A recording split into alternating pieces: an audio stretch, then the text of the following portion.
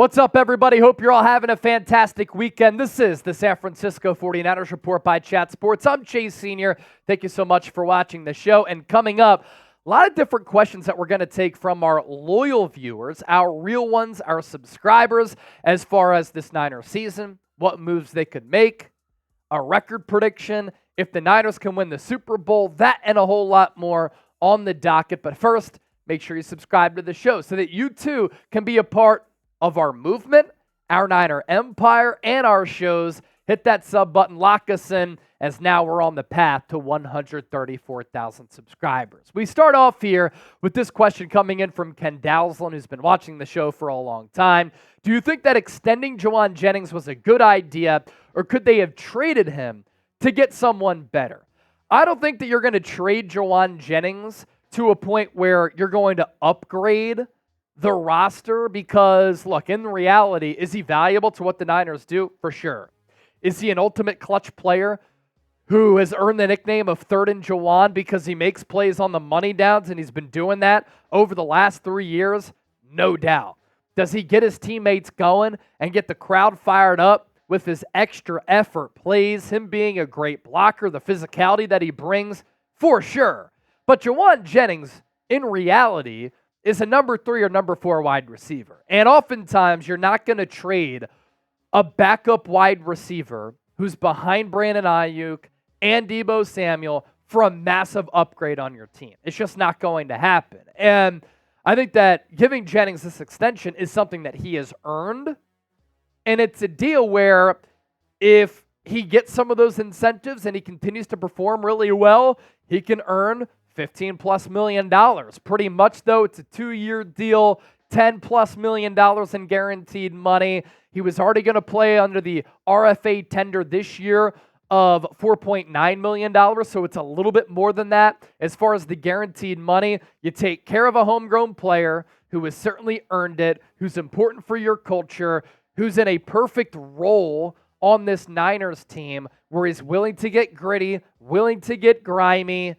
And I'm excited that Jauan Jennings is back through 2025 because this is a player who has that championship level identity. Look at what he did in the Super Bowl too. Continues to play at his best in the biggest of games. Madden King 49, what do you think the maximum amount of money is that John Lynch will pay Brandon Aiyuk? Look, the wide receiver market this offseason has exploded once again. Remember a couple of off seasons when Christian Kirk signed that deal with the Jags?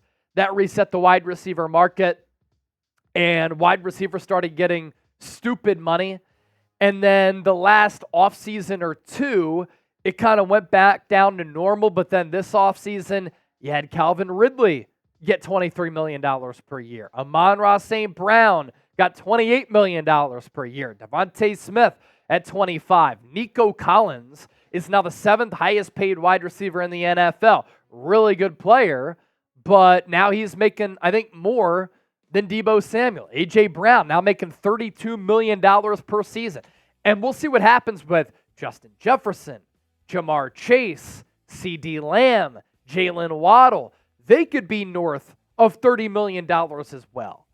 So Aiyuk's price tag, when you compare him to those other players, it's not going to be anything less than $24-25 million. To me, I think it's going to be around $28 million. What could be a deal maker or a deal breaker is the guaranteed money in that deal, which could be around $70 million. Uncle Wayne, do you think the Niners can win the Super Bowl this season? I do. I truly believe that San Francisco can win the Super Bowl and they can finally complete that quest for 6. It's been a long while since they've been able to win a Super Bowl. It's a long drought for San Francisco. They have had a lot of success as an organization. 7 NFC championship games over the last 14 years. 4 NFC title games over the last 5 years, including 2 Super Bowl berths. This team is still loaded. This team is still stacked. You have an elite head coach. You have a really good quarterback. You have a great roster offensively and defensively. To me, this is what it comes down to, Uncle Wayne. Can the Niners stay healthy?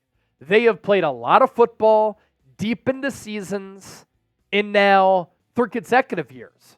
because they made it to 3 consecutive NFC Championship games and a Super Bowl. And they have the largest rest disadvantage in the NFL. The only reason the Niners don't have a great year as far as wins and losses, and the only thing that takes them away from maybe winning a Super Bowl, is them getting hit hard by injuries like what happened in 2020. Sam Wiseman, Colton McKivitz has some clear holes in his game. What about Aaron Banks, though? Who would make more of an impact if replaced? So Aaron Banks, I think, is fine at left guard. I think the left side of this offensive line is in a really good spot. Aaron Banks has played at a really solid level the last couple of years. And then you have Trent Williams at left tackle. I'm fine with the left side. It's the center right side that I don't like. I think that you can upgrade from Jake Brendel. Look out for Drake Nugent. Look out for Jarrett Kingston. Maybe Dominic Pooney. Drake Nugent is a player, undrafted free agent out of Michigan, who I think at some point in the future could be a player who becomes this team's starting center. How soon? Not sure. Brendel also right now dealing with knee tendonitis, hasn't partaken in OTAs. So you have question marks there. You have question marks at right guard. Who's going to start there? Will John Feliciano start at center? That's a possibility. Will he start at right guard? Will Spencer Burford start at right guard? Will Dominic Pooney start at right guard? And then who plays at right tackle? My guy Marco Martinez, he really likes Spencer Burford at right tackle. Or at least he wants to see the Niners try him out because he played a little bit of offensive tackle at UTSA. The Niners did put him there at the preseason. I think last year he really struggled. I think he's more of an interior offensive lineman. But you also have Chris Hubbard, who's played a lot in this league. Unfortunately, I think Colton McKivitz is the best option at right tackle for this team. And I say unfortunately because that just means that you're weak at right tackle. And I think you need to be better along the offensive line. Because in the biggest of games, San Francisco has really struggled at the offensive line spot. John Wallace, are there any more players who would be willing to restructure to keep both Aiyuk and Christian McCaffrey? There are always contract restructures that can happen. And shout out to a lot of the veterans, past and present, who have done that. Eric Armstead restructured his contract a lot. George Kittle and Fred Warner have also gone about that. Will Deebo Samuel? Will Nick Bosa? I think Trent Williams restructured his contract as well last year to free up some money. So there are contracts that can be redone, restructured, but you can also get very creative with paying Aiyuk and CMC.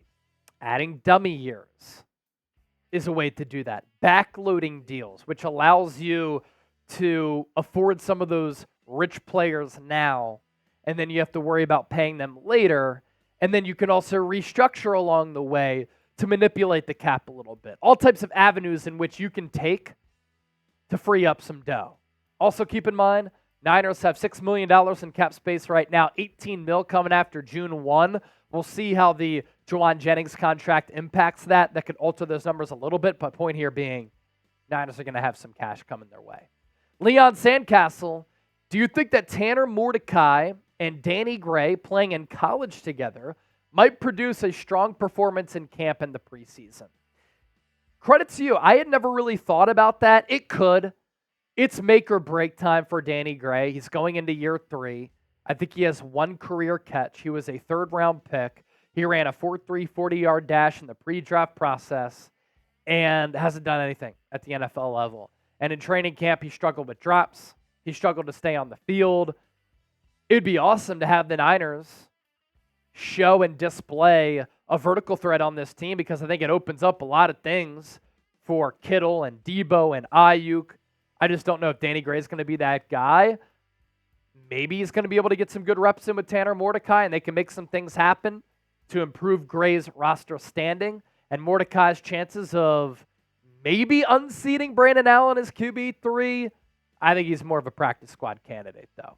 Be sure to hit that subscribe button here on the San Francisco 49ers Report. I always love chopping it up with all of the faithful here on the show. We try to do at least one mailbag segment every single week.